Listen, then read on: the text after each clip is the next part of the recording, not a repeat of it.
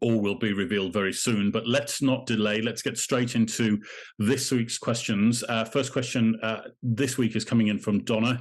Hi there, Donna. Thank you for being part of our amazing WiggyWam community. So Donna says, in last week's video, you mentioned that different people may choose to spend Christmas in many different ways. How did you choose to spend Christmas this year, and how does it compare to previous years?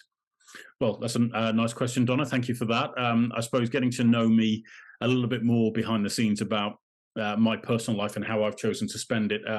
It's been very interesting. I think I might have said on last week's video that I found Christmas a really a difficult time for a lot of different reasons. I found it to be, I've become a little bit disillusioned with it in a lot of ways, because I've found that having worked previously in retail, so when I was 16, 17, 18, I had a part-time job in a shopping centre, and that was just to get some cash coming in. And I seemed to be richer then than I've ever been in my entire life, believe it or not.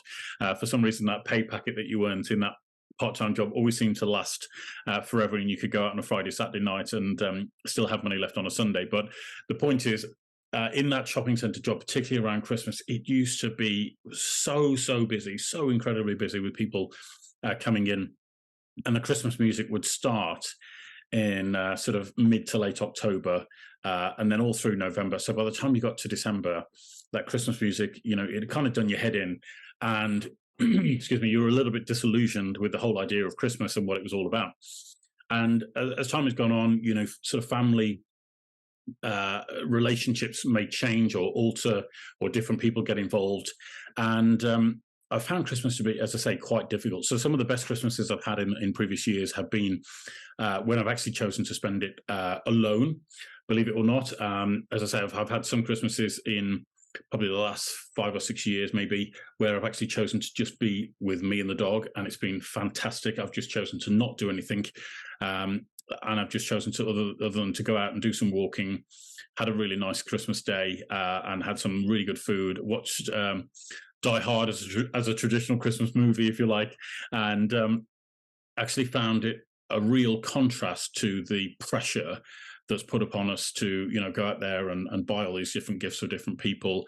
I've done some charitable work as well when I've chosen to be on my own, but I choose not to talk about that charitable work, because I'm a big believer that your charitable work should be between you and God, if you like, and it shouldn't be something that you broadcast all on social media. I think a lot of people do that for the wrong reasons, and it's all about publicity rather than actually the true essence of why you're doing charity work. So that's something that I've done in the past. I've also spent Christmas abroad, which has been fantastic, if I'm honest. So just going away to Tenerife or somewhere like that and enjoying the sunshine for a few days, excuse me, has been absolutely tremendous. I've really enjoyed that. You just go away, somebody else takes care of it all. There's no pressure to deliver the perfect Christmas meal and all the rest of it. So yeah, that's how I've chosen to spend it in the past.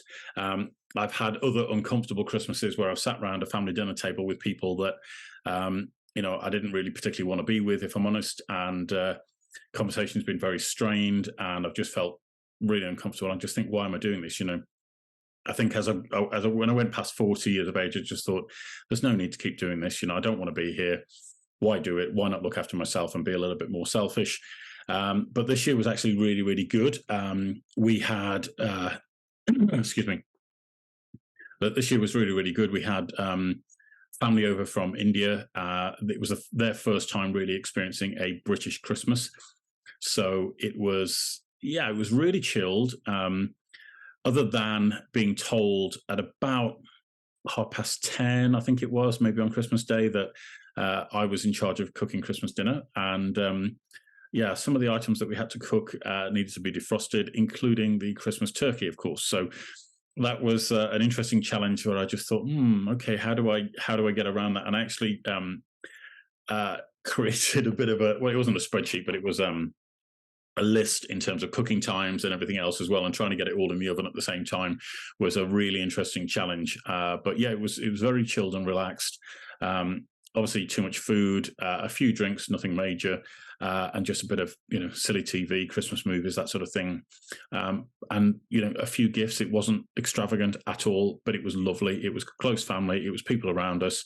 We were with their puppies, and it was wonderful. So if that helps to answer the question, Donna, I don't know whether it does or not, but yeah, that's how we chose to spend it this year. And I think I always have a kind of compassionate thought about people that aren't with family over a Christmas period, or choose to be away from their family and sometimes feel ostracized, because I know what that feels like, and I know what it's like to not necessarily feel welcome in that sort of scenario. So I always have a kind of compassionate thought about those sorts of people, or those sorts of scenarios that people find themselves in. And I'm a firm believer, just do what makes you happy. I don't subscribe to this whole idea that people have to spend time with their family because it's the right thing to do. I genuinely don't. I think it's, you do what's right for you.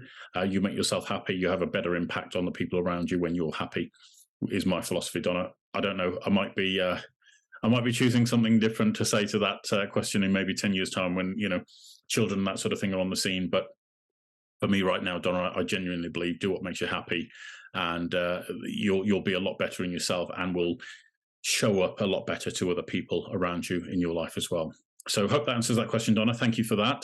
Getting to know me, I suppose, and wishing you a very happy new year. And thank you for being part of our WiggyWam community. All right. Well, ladies and gentlemen, thank you for your time and attention today. Really appreciate you being with us, as always, week in, week out. We've done 17 weeks of this now, and I'm really excited as we go into the new year, because we've got, still a ton of work to do, but some pretty amazing announcements coming in early January. So keep an eye open for those. For those of you that have other questions or concerns or comments or feedback, feel free to feed them back to us on happytohelp@wiggywam.co.uk. That's our email address, which is happytohelp@wiggywam.co.uk. You can also go to our website to find more knowledge, resource, and experience, which is wiggywam.co.uk. That's wiggywam.co.uk. Or you can find us on Twitter, which is hashtag is at WiggyWam_UK. So that's at WiggyWam_UK. And you can send us questions, or follow us for different knowledge and information that we share on social media through there as well. Please do consider subscribing to these videos, hitting that like button, and also sharing it with your friends and family on social media, because it does help us to increase our reach and solve problems for people that they're dealing with that could be really, really useful, or save them a fortune in abortive fees, or getting a deal wrong, which costs them a lot of money in the long term. So thank you for all your support as always. I'm wishing you a very, very, very happy new year, and wishing you all the best for 2023. I'm excited to see what the year will bring. I know we've got a lot to be doing and getting on with, and sharing with our amazing audience. So if there's anything else that we can do to help and support you as we enter this new year, please feel free to get in touch with us, and it would be our delight and a great privilege to help and support you in your journey. All right. So thanks for tuning in, guys and girls, and I will see you again on next week's episode in the new year. You take care. Thanks ever so much. Bye-bye.